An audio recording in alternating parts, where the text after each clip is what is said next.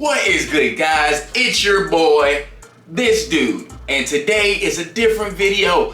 I need your help. And before we go any further, don't think anything's wrong. All the animals are doing just fine. Everybody's in good health. I need your help with something else. You know, expansion time is here, and I wanted to bring on my first snake in 30 years. I know it's been a long time. It's been a really long time. I've been taking care of lizards this entire time. We're gonna talk about that actually. My first snake was in 1992. It was a ball python. Now everything back in those days was wild caught. Not everything, but it'd be really hard to find a captive bred ball python in 1991, 92. It was really hard. Everything was fine. He ate regularly, shed regularly, was growing. I only had him for like 3 months though. One day I go to school. It's a Friday. Everything's fine. I wake up, everything's good. Come home, ready, play with my homie, Senior Wiggles. And I run through the house because I don't have any homework. I run through the house. I look at the enclosure, and the enclosure is empty. He didn't escape. Apparently, he was ridden with parasites, and we didn't even know. My mom found him in the tank while I was at school, and she took it upon herself to go ahead and put him in she took care of it. Needless to say, that kind of messed up my perception on snakes when I was young. Now, I had animals before this, right? I had a ferret. It was my homie. He was super dope. Birds, guinea pigs, cat. But Senior Wiggles was the first reptile. It was my first snake that I had paid for and owned. It was sad. It was really sad. There were no signs. With the other animals, if something was wrong, you could tell. So then you could seek out help, some type of medical help for the animal. But reptiles, they kind of don't show that stuff until it's too late. And Mr. Wiggles passed while I was at school, and I've never been the same since. Nah, I'm just joking. It's okay. But that's the reason why I haven't had a snake in 30 years. So now's that time. We're gonna talk about some of the snakes that I actually chose. I put them on a list. They're in no order. Nor does it mean that just because they're on this list that we're going with any of these. I could ultimately get a very, very good decision from one of you guys and decide to go with that. We're just gonna talk about it. Anyway, coming in first, we got corn snakes. Now, corn snakes are very, very easy to take care of. We're not gonna be doing anything normal, right? It's gotta have some color to it. It's gotta have some pop to it. And I was thinking, man, what else? What other than the palmetto? The palmetto corn snakes are absolutely adorable. These are beautiful animals. So I'm like, man, maybe we should start it with those. They're easy to handle. It's a beautiful snake. I never get tired of looking at it. I love morphs. I love colors. So that's gonna be a big deciding factor. How do these animals look, right? I don't want to do nothing too normal. Too drab. It's gotta have pop. It's gotta have some flair. So, but I think the palmetto corn snake, and there's a couple other morphs of corn snakes that are just absolutely adorable. I don't have to go with palmetto there. There's a blood red corn snake. I think it's called a blood red. Beautiful. They start off with like saddles and stuff, but as they get older, they completely lose the saddles, and then they just turn straight red. Beautiful animal. Yeah, I thought that might be a good route to go. I can't co-have them, I don't think so, but they wouldn't take up too much space, and with, like I said, the snake rack coming in, it's gonna free up a lot of these enclosures, so I think maybe that would be a good fit for the first snake. I don't know. We'll see though, right? Corn snakes. Now we're moving along. Number 2, we got the green tree python. Now, I've always wanted one of these snakes. All right, now about 15 years ago, I walked into the store. I was living in Virginia at the time. I walked into the store to buy one of these snakes. I saw it like a month prior. They had got a bunch of babies in. I checked in every week to make sure they were there, got my money right. It was like, all right, cool. Went there. On the way to go through the section to buy this snake, I seen this enclosure that had this gold tegu in it, and she was just beautiful. So I never even got to the snake that I was going to buy. I just in turn bought the gold tegu and went a different route. And I'm glad I did, because I love tegus. They're absolutely amazing animals. You know, here in Florida, we can't really have tegus right now. That's not a thing. They're a very destructive invasive species. But yeah, like I said, I was in Virginia then, And I'm glad I made that purchase. But green tree pythons, the babies, they come in a couple different colors, and that was what initially drew me to the snake when I seen it at first. I saw the baby, it was like, man, it was like a yellow color, like neon yellow with these cool like red diamonds on it. Like, man, this is kind of dope. I like that. So I set up an enclosure, got everything straight, saved up the money and everything, walked in and bought a tegu. It's crazy. Yeah, I think green tree pythons would be nice to come back to. Like I said, it's an animal that I've always wanted, so I've always had that in the back of my mind. I've always had my eye on that animal. And with them being a lot more available, like readily, I can go to Morph Market literally right now and go order one if need be. With them being more readily available and captive, I think this could also be a good potential restart for snakes at All Things Living. They're beautiful animals. Prefer to be left alone in a lot of cases, so you know me, I just like to build the enclosures and watch the animals. I'm a spectator, so I think that would also be a really good fit. Green tree pythons. Moving along. Coming in at number 3, we have Garter Snakes. Now this is one of my favorites. I really want to get involved in this for the simple fact that I could just make them a dope bioactive enclosure. I got an enclosure getting freed up here next week.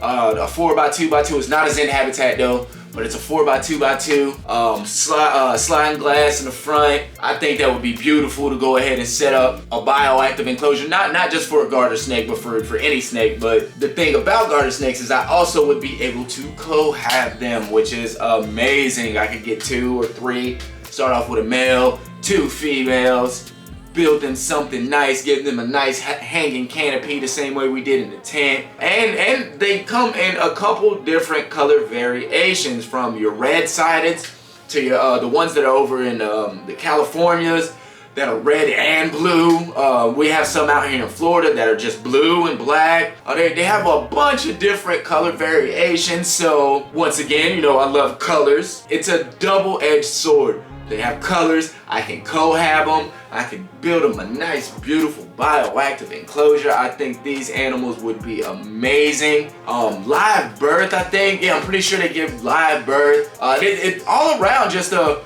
pretty cool species to mess with. I think, me personally, now I don't know, I haven't had a snake in 30 years, but I think this would be a really cool animal to just sit back and watch, see how they interact, maybe give them a little pond feature, a little water feature with some minnows, and it's something, I don't know, I'm just thinking, but I think that would be amazing. Have some garter snakes, maybe some red-sided, or the red and blue, I don't know what the red and blue ones are called, I'm sorry. The California ones, they're all beautiful to me. They're all beautiful. Even just the blue ones we have here, they're all beautiful. They definitely made the list, and who knows, they may make the cut. Moving along. Coming in at number 4, we got milk snakes. Now, there are a couple different types of milk snakes. You got Pueblan milk snakes, and these things are just loaded with color. You got the Honduran milk snakes, and these things are just loaded with color. But now, I was looking at a couple different variations. They have the albinos, which look like candy canes. They're beautiful. They got the albino tricolors, the albino Hondurans, Pueblans. These animals are absolutely beautiful. Red and whites, red and blacks, red, yellow, white. They're amazing. Crazy variation. That's an animal I would absolutely just never get bored looking at. Literal pieces of art, if you ask me. And anything that we bring on will be a breeding project. So we're not just gonna get one, we'll get a male and a female. We'll go about doing the proper research as to how to breed these animals properly so we can provide some happy and healthy captive bred specimens in this world. Anyways, but these animals look absolutely amazing. They don't get too big. That's another thing. A lot of these animals on the list, I have to keep small. I can't go getting retics right now because I don't have the space for a retic. You know what I mean? It has to stay under 7 feet, 8 feet. It has to stay under 7 or 8 feet. I don't have all the space in the world. So if you're making suggestions in the comments, try to keep it under 7 to 8 feet. You know, something that's relatively small because we don't have all the space. The biggest enclosure I'm working with is 4 feet long. Anyways, whether it be the albinos or the base morphs, regardless of what direction you go with these animals, they're just jam-packed colors and very contrasting colors. This is, like I said, an animal I'll never get bored looking at. Top notch for me. I've really got my eye on this one. Milk snakes. Moving along. Coming in last on this list is the Rosie Boa. Now, this is another snake that I've always wanted. Always. Now, back when I was doing research, and I was a young boy, 5, 6 years old, I'm researching reptiles, and Rosie Boa was in the magazine that I was looking at, but it was the only snake in the magazine they did not have a picture for. It was just a drawing. In fact, I thought it was made up. There was no proof. There was no proof of this animal. It was all just drawings, and the colors that they had, it was a white snake, right, with purplish, pinkish pattern on it. It looked amazing. I'm like, oh, that makes sense, Rosie Boa. And I'm just looking at it, always wanted this animal. And as I got older, finally seen one, right? And it looked almost exactly as the drawing perceived. I was like, man, okay. They were on to something. They knew what they were talking about. But when I discovered this animal, like I said, it's 91, 92, I'm reading through magazines and stuff. It didn't even have a picture. It was literally just a drawing of a snake. And I was like, yeah, this is probably fake. I'm glad it wasn't. Beautiful animals. I love Rosie Boas. Their care is gonna be a little bit different than your average typical snake. Not too hard, nothing we can't figure out. Once again, this is one of those animals that I've been thinking about for a long time. And now in the game, there are a lot of morphs, a lot of people breeding these animals, captive bred readily. So they're not hard to find. With me, you know, I love my colors, so that's gonna dictate what animal walks through this door, what really comes through this house, what joins the team, what's gonna be the next project. It's gotta be loaded with color, it's gotta be awesome. Yeah, but we've been thinking about Rosie Boas for a really long time. Like I said, since I was a child, I've just I haven't owned snakes in a long time. But I think this would be another great addition. They don't take up too much space. I have a bunch of exoterras, front locking exoterras opening up here shortly. So we'll have the space for anything on this list and practically anything under 7 feet. So I think it would be an amazing direction to actually go. Once again, I've wanted them for a while, and now they've got the all white ones. So yeah, I've been looking at those. I've had my eye on those. Couple other animals I've been thinking about. You've got the black racer, the blue racer, right? Both of those animals I've been thinking about for a while. I used to catch black racers when I was young. We have the rhino rat snake, the Everglades rat snake. Oh, what is it? The red tail green rat snake, I think it is. Oh man, I love those. I absolutely love those. Absolutely beautiful animal. If I could get a pair of those, I would probably pull the trigger on that.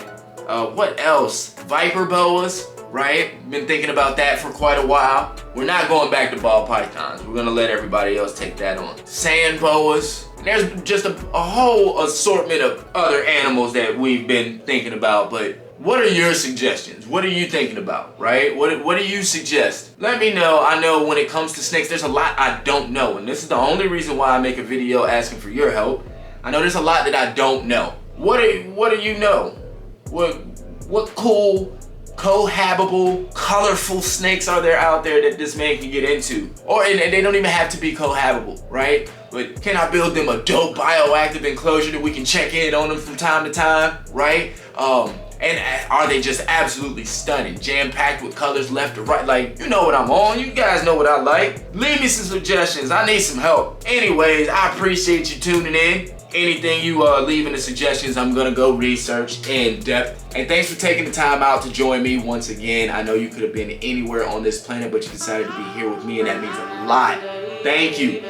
Anyways, it's your boy Smith. This is All Things Living. I'm out.